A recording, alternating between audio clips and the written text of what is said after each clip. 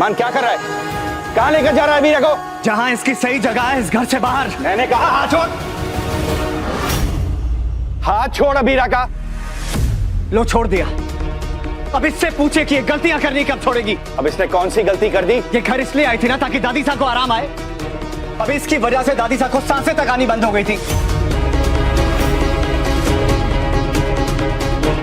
इसकी लापरवाही की वजह से दादी साहब की ऑक्सीजन मशीन का वायर निकल गया था, या हो सकता है इसने जानबूझ के निकाल दिया हो। मासा ठीक तो है ना? दादी साहब ठीक है। वो तो मैं बाय चांस वहां से गुजर रहा था और मैंने दादी साहब की मशीन को वापस प्लग इन कर दिया।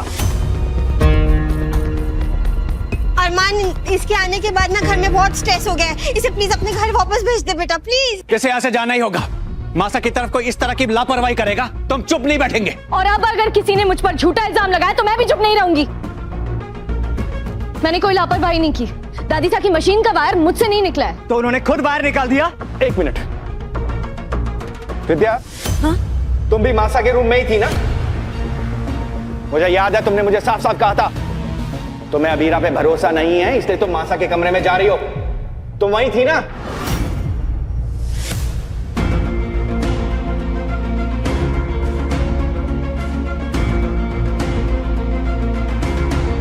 आप कहना क्या चाहते हैं? मैं ये कहना चाह रहा हूं जब कमरे में दो लोग थे तो शक की उंगली एक पे ही क्यों उठाई जा रही है?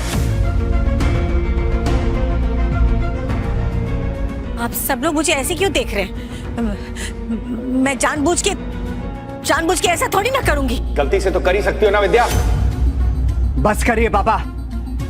मेरी माँ पर कोई झूठा इल्जाम लगाए मैं नहीं सहूंगा। मेरा भी मेरी बेटी के लिए यही इरादा है। आप तो बस इंतजार में रहते हैं कि कब आप माँ के खिलाफ बोलें। और तू तो अबीरा के खिलाफ बोलने के लिए मौके का इंतजार भी नहीं करता है। झूठे सच्चे बहाने से जहर उगलता रहता है बस।